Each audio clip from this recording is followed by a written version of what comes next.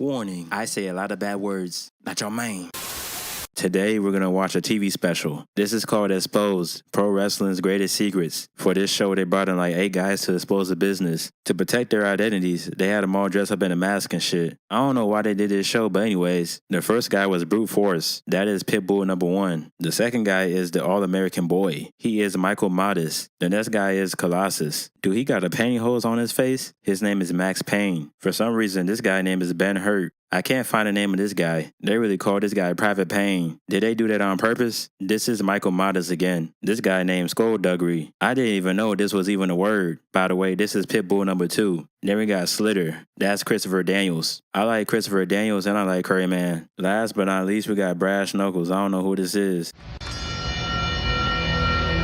There's no way getting around it. You watch TV every Monday night and you can see, oh, they're stomping when they punch. Oh, they're stomping when they kick. I mean, it doesn't take a genius to figure out that punches are pulled.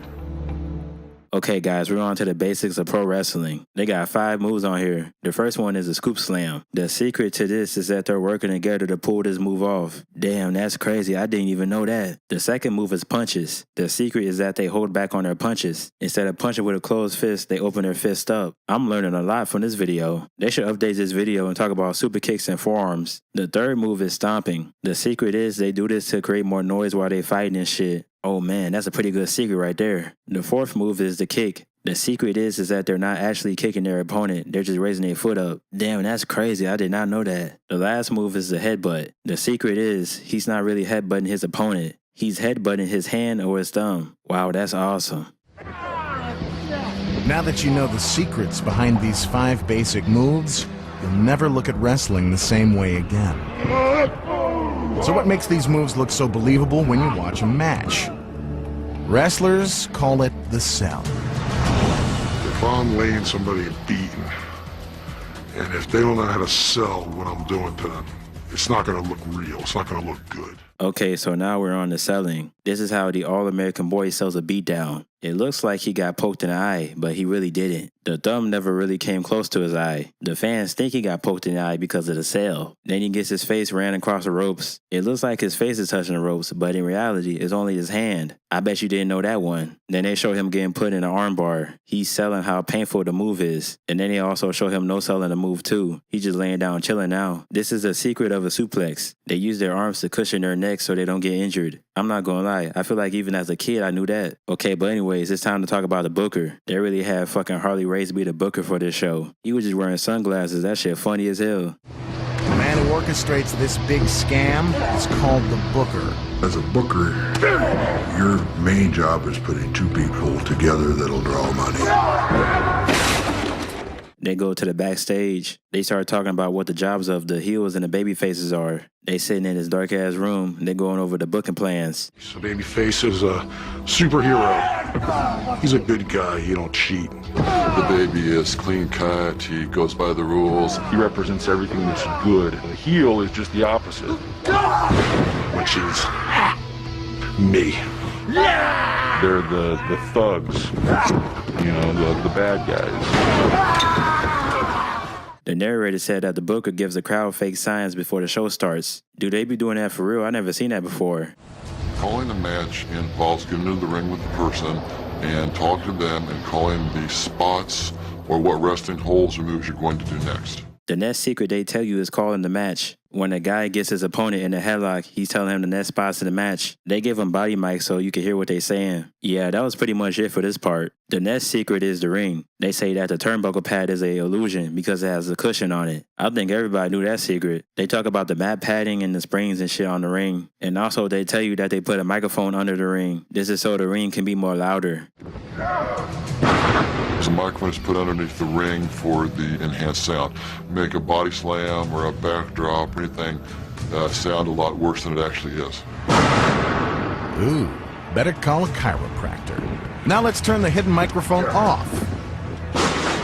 Not nearly as impressive, is it? Why they got the narrator talking like that? He talking to the viewers like they stupid. Okay, but the next thing is the referee. The referee has a body mic to tell the wrestlers what they're gonna do. He's pretty much just a messenger. The announcer also gives the referee hand signals. 2 fingers mean to add 10 more minutes to the match. 1 finger means to wrap it up in 5 minutes. If he holds up the pen, it means to end the match right now. That's kind of smart, I'm not gonna lie. The next secret is heat. I'm there to entertain fans, and I entertain the fans by making them hate me and love the baby. One of the best ways for a wrestler to make sure the fans will cheer the hero and boo the villain is to use the microphone to provoke the crowd. They call this cheap heat because it's an easy way to get the fans riled up. They say that brawling outside generates heat. I don't like when they brawl outside. Another way they generate heat is when their managers start cheating. Yeah, that's a pretty good one. Then I will grab the referee and I'll say, yo, what is your problem? Why don't you leave me alone? In the meantime, I'm chit-chatting. My girl is laying that man a beating outside, which is helping me. Step back. And once I notice she's done doing her job, I'll tell him to turn around. See her standing there in the corner, not doing anything. Okay, so now we're on to shields and plants. Heels can get heat by ripping up a little kid's autograph. The secret is that he's one of the wrestler's kids. That shit funny. He about to get a Happy Meal. This guy pushed a granny. That's not cool. Oh wait a second. That's a stunt granny. What a swerve, bro. Now here's the secret. She's a stunt granny. And every night she puts on her pads and takes a fall. The 2 guys behind her are also plants who keep her from getting hurt. Okay, so now we're on the secret to props. The manager brought in this big ass trophy, and then she hits the American guy with it. The secret is that they cut the trophy in half, and then they glued it back together. When they throw salt in the opponent's eye, it's really weightlifting chalk or baby powder. I forgot, don't they use baby powder for the guitars too? They say that the chairs are real, so there's no secret. The tables are real too, and they're made of lightweight particle board. A regular standard 8-foot table made out of particle board is broken with about 200-300 pounds pressure coming down on top of it. We would like to put them through right dead center. Put them right dead center, this way you know it's gonna break. The idea is to hit the table in the middle, at its weakest point. It's simple physics. We're on the last part of this TV thing. They're gonna show us the secrets of juicing. Wrestling fans think that the All-American boy has bloodied his opponent's head, but he had nothing to do with it. From this angle, we can see that Brash Knuckles doesn't come anywhere close to the turnbuckle. So why all the blood? Well, most people think it's fake. Well, here's a secret you wouldn't expect. That's a real cut, and the blood's real too. But how did it get there? The referee got a razor blade in his pocket. He hands Brash the razor so he could blade. He cut his forehead sideways, now he got ketchup on his forehead. The wrong way is taking a long, broad stroke across the forehead. That results in long scars. You can get tremendous injuries. The right way is you go to the bone and take just a little jerk. It will bleed profusely, and then 2 to 3 days later, it'll be healed. It's hard to believe how far pro wrestlers will go to make the carnage look real and keep the fans coming back for more.